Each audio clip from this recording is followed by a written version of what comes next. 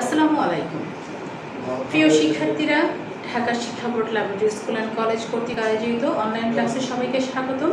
আমি তাসলিমা খাতুন আছি পঞ্চম শ্রেণীর ইংরেজি বই নিয়ে বা ইংরেজি লেসন নিয়ে। আমরা গত ক্লাসে ইউনিট 1-এর প্রথম পার্ট পড়েছিলাম। ইউনিট 1টা আসলে আমাদের বেশ কয়েকটা লেসনে বিভক্ত। সেই প্রথম দিকের লেসনটা আমি পড়েছিলাম। এইবার আমরা ইউনিট 1-এর তৃতীয় লেসন পড়ব বা লেসন 4 পাই। প্রথম দিন পড়েছিলাম 1-2।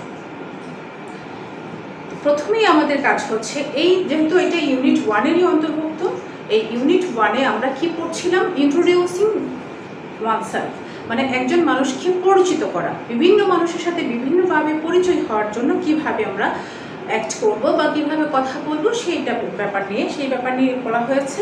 ওখানে একজন রেলওয়ে স্টেশনের সীমা অ্যান্ড জেসিকার সাথে মিটিং বা ইন্ট্রোডিউসিং দেখিয়েছিল বা আমরা পড়েছি। এইখানে আরেকজনের সাথে ইন্ট্রোডিউসিং দেখাচ্ছে, তো সেটা আমরা পড়ি। কার সাথে কি ইন্ট্রোডিউসিং করছে? Seema and Tamal are in the town hall language club. Club হচ্ছে একটা জায়গা যেখানে রেগুলারলি মানুষ কোনো একটা উদ্দেশ্য নিয়ে যায়। এখানে বলছে যে সীমা এবং তমাল হচ্ছে টাউন হল ল্যাঙ্গুয়েজ ক্লাবে আছে। They come to the club to practice speaking English. তারা এই ক্লাবে আসে ইংলিশ স্পিকিং প্র্যাকটিস করার জন্য বা অনুশীলন করার জন্য। তোমাদেরকেও আমি সবসময় সাজেস্ট করি, অল টাইম তোমরা হয়তো টাউন হল ল্যাঙ্গুয়েজ ক্লাবে যেতে পারছো না, বাট তোমরা ঘরে বসে বাবা মায়ের সাথে ভাই বোনের সাথে ইংলিশ স্পিকিংটা প্র্যাকটিস করতে পারো এবং এইটা করলে তোমার ইংলিশ স্কিল ডেভেলপমেন্ট হবে। আশা করি তোমরা সেটা করবে। They listen to CDs and watch DVDs in English. দেখো ওরা কি সুন্দর সিডি দেখে, ডিভিডি দেখে বা সিডি শোনে। আমরা অনেকেই ইংরেজি হয়তো কিছুটা লিখতে পারি, তার চেয়েও কম বলতে পারি। সবচেয়ে প্রবলেম হচ্ছে আমাদের যেখানে তার চেয়েও কম বুঝতে পারি।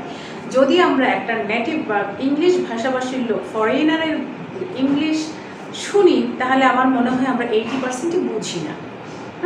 এই বোঝার স্কিলটাও আমাদের বাড়াতে হবে। শুনে আমি বুঝতে পারি যে অন্যরা কি বলছে, সেটা যদি বুঝতে না পারে তাহলে আমি ইংলিশে কমিউনিকেট করবো কী করে? সেজন্য বোঝার জন্য অবশ্যই তোমাকে এই ইংলিশ ভাষাভাষীর লোকদের ইংরেজি শুনতে হবে, শুনে বুঝতে হবে। এর জন্য তারা কী করে? দেখো সিডি শোনে, তোমরাও সেটা করতে পারো। এখন তো তোমাদের বাসায় ফোন আছে, টিভি আছে, এগুলো থেকে তোমরা শিখতে পারো। ওয়াচ ডিভিডিস, আগে কিন্তু ডিভিডিতে দেখা হতো, তারাও ডিভিডি দেখে। Or speak English with friends, এবং তারা এই বন্ধুদের সাথে ইংরেজিতে কথা বলে। Today there is a new person in the club. আজকে ওখানে একটা নতুন ব্যক্তি আছে ক্লাবে। He is a young man, সে একজন যুবক ব্যক্তি। He is reading a book about Bangladesh, সে বাংলাদেশ সম্পর্কে একটা বই পড়ছে। Seema, look Tamal, who is that gentleman. তমালকে বলছে, দেখো তমাল, ওই ভদ্রলোকটা কে? Do you know him? তুমি কি তাকে চেনো? Tamal, yes, that's Andy Smith. Tamal বলছে, হ্যাঁ, উনি তো Andy Smith. He is working with an NGO here. তিনি এখানে একটা এনজিওর সাথে কাজ করেন বা এনজিওতে কাজ করেন। এনজিও মানে হচ্ছে নন গভর্নমেন্ট অর্গানাইজেশন।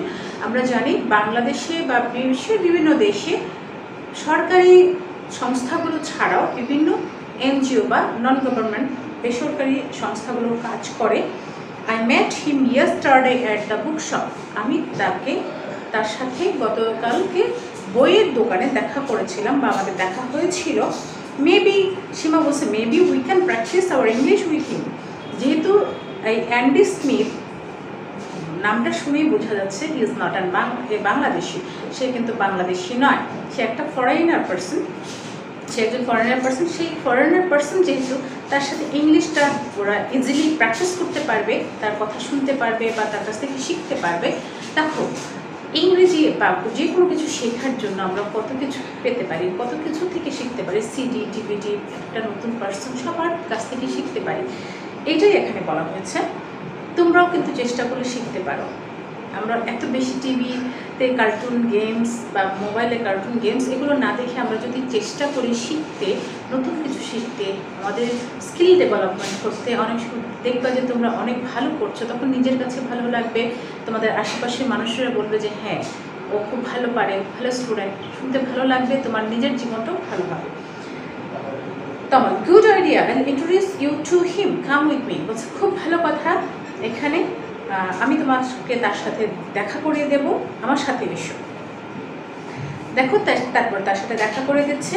তমাল বলছে হ্যালো অ্যান্ডি। অ্যান্ডি বলছে hi Tamal, how are you. Andy বলছে হাই তমাল, তুমি কেমন আছো? তমাল ফাইন থ্যাঙ্কস, আমি ভালো আছি ধন্যবাদ। Andy meet my friend Seema Zaman. Andy বলছে তমাল বলছে অ্যান্ডি তুমি আমার বন্ধু সীমা জামানের সাথে দেখা করো বা মিলিত হও বা মানে পরিচিত হও। And Seema this is Andy, Andy Smith. এবং সীমাকে বলছে সীমা ইনি হচ্ছেন অ্যান্ডি আর অ্যান্ডি স্মিথ। সীমা বলছে হ্যালো মিস্টার স্মিথ। অ্যান্ডি বলছে সীমা স্মিথকে হ্যালো বললো। অ্যান্ডি বলছে hello please call me Andy and can I call you Seema. যেহেতু আমরা ছোটো মানে বলছে যে অ্যান্ডি বলছে যে দয়া করে আমাকে শুধু অ্যান্ডি ডাকো, যেহেতু সীমা তাকে মিস্টার স্মিথ বলেছে তো বলছে আমাকে শুধু অ্যান্ডি ডাকো, এবং আমি কি তোমাকে শুধু সীমা ডাকতে পারি?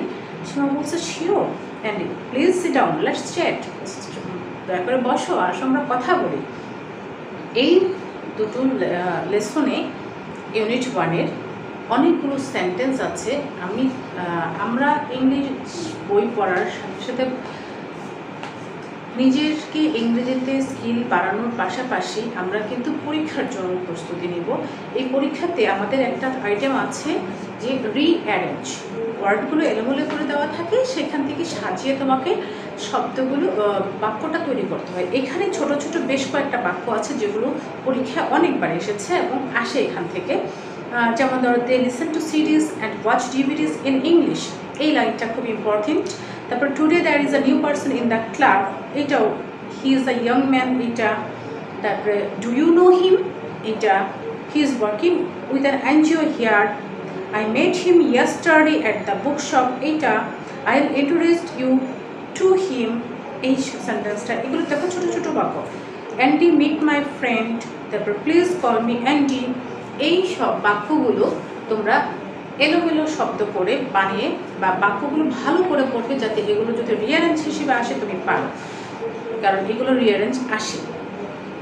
এরপরে আমরা প্রথমে যে জিনিসটা ফেস করি বা যে জিনিসটা আমার প্রয়োজন শেখা, সেটা হচ্ছে প্রত্যেকটা ওয়ার্ডের মিনিং শেখা। Not only in Bangla but also in English. ইংলিশেও আমাদের মিনিং শিখতে হবে, and that is called similar meaning. Similar meaning হচ্ছে ইংরেজি থেকে ইংরেজি মিনিং। তো এই লেসনগুলোতে আমি যে ইউনিটে 1-এ যে ওয়ার্ডগুলো পেয়েছি আমি নিউ ওয়ার্ডস হিসেবে, যেগুলোর মিনিং হয় সেগুলো আমি লিখেছি। দেখো, club a place where people gather regularly, practice exercise, listen here, friend and intimate হবে, নিয়েছি an intimate person, young at the early age of life, মানে জীবনের প্রথম শুরুর দিকটা। জেন্টলম্যান, পলাইট ম্যান, জেন্টলম্যান তো ভদ্রলোক বোঝায়, পলাইট মানে নম্র ভদ্রলোক বোঝায়।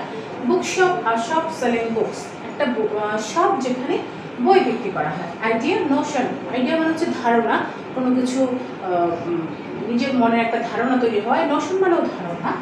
চ্যাট, মেক কনভারসেশন, কনভারসেশন মানে কথোপকথন, অথবা মেক ডায়ালগও তুমি দিতে পারো। তো এই শব্দগুলো তোমরা তুলে নিয়েছো আশা করছি। তারপরে আমাদের এখানে গত ক্লাসে আমি বেশ কিছু কোশ্চেন আনসার করেছিলাম, এখানেও বেশ কিছু কোশ্চেন আছে, সেগুলো আমরা পড়ব। এখান থেকে তোমরা কিছু ট্রু ফলসও প্র্যাকটিস করবে। যেমন Tamal and Seema are at their home, যদি হয় তাহলে কি হবে, তখন সেটা ফলস হবে। এরকম Andy is an old person, Andy একজন ওল্ড পারসন, এটাও ফলস হবে। তারপরে তমাল মেট অ্যান্ডি টুমোরো, না ইয়েস্টারডে, এইরকম বাক্যগুলো আমাদের ট্রু ফলস হিসেবে আসতে পারে। এরপরে আমরা দেখি কোশ্চেন অ্যান্সারগুলো। কোশ্চেন দেখো, 1 number answer, why are Seema and Tamal. এখানে এই আনসারটা দিতে গেলে এখানে সাবজেক্ট, আমি গত ক্লাসেও বলেছিলাম সাবজেক্ট আর ফার্স্ট দিতে হবে তোমাকে সাবজেক্ট। সাবজেক্ট হচ্ছে তারা, তমাল অ্যান্ড সীমা, দেখো এখানে আগের সেন্টেন্সে শুধু সীমা ছিল, এই জন্য ইজ ব্যবহার করা হয়েছিল। দ্যাট মিনস একজন ব্যক্তি, যদি থার্ড পারসন সিঙ্গুলার নাম্বার হয়, একজন ব্যক্তি হয়, তখন ইজ ব্যবহৃত হয়। আর যদি দুজন, দেখো এখানে সীমা অ্যান্ড তমাল, এই জন্য এখানে আর ব্যবহার করা হচ্ছে। আমরা যখনই একের বেশি ব্যক্তি বা বস্তু ব্যবহার করব তখন সেখানে প্লুরাল নাম্বার ব্যবহার করতে হবে, এবং এই আর হচ্ছে একটা প্লুরাল নাম্বার, প্লুরাল ইন্ডিকেট করে। তাহলে সীমা অ্যান্ড তমাল, আমি দিলাম সীমা অ্যান্ড তমাল সাবজেক্ট, তারপরে এইটা দেব আর, তারপরে আমি অ্যান্সারটা দেব at the town hall language club. Okay, তারপর আছে why do they go there, তারা কোথায়, কেন তারা গিয়েছে। ডু আছে, যখনই ডু হবে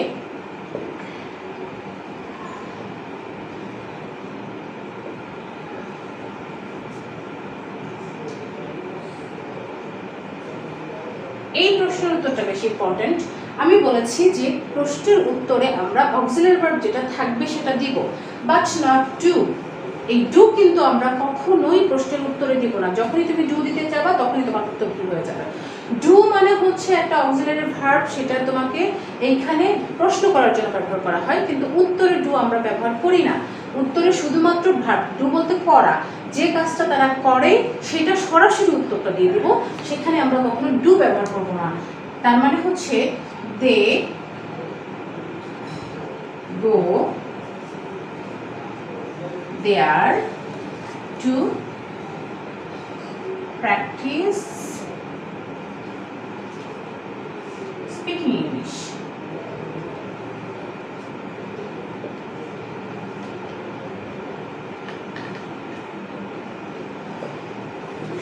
এখানে দেখো প্রশ্নে ডু আছে, বাট আমি উত্তরে ডু ব্যবহার করিনি। প্রত্যেকটা প্রশ্নে যখনই তুমি ডু পাবে কখনোই চিন্তা করবে না যে প্রশ্নে ডু আছে মানে আমাকে উত্তরে ডু দিতে হবে, ডু দিলে উল্টো তোমার উত্তর ভুল হয়ে যাবে, কখনোই তুমি এটা করবে না। ডু যখন থাকবে সরাসরি ভার্ব দিবে, সাবজেক্টের পরে সরাসরি ভার্ব। তেমনি ডাজ, ডাজও আমাদের প্রশ্নের উত্তরে আসে না। ডাজ যদি প্রশ্নে থাকে আমাকে উত্তরে দিতে হবে, আমি সাবজেক্টের পরে যে ভার্বটা ব্যবহার করবো তার সাথে এস বা ইএস দিয়ে দিব, তাহলে আমি ডাজের উত্তরটা হয়ে যাবে। কখনোই ডু বা ডাজ, ডু ডাজ ডিড, এই তিনটি অক্সিলারি ভার্ব কখনোই প্রশ্নের উত্তরে আসে না। ঠিক আছে, আশা করি তোমরা বুঝতে পেরেছ। এইভাবে বাকি প্রশ্নের উত্তর করা, যেমন who is the new person there, the new person is Andy Smith, what is he reading, এটা তো একদম বইয়ে আছে, he is reading a book about Bangladesh. Where did Tamal meet the new person, Tamal met the new person at the book shop. Why does Shima want to meet the new person? কেন সীমা নতুন ব্যক্তিটার সাথে দেখা করতে চায়।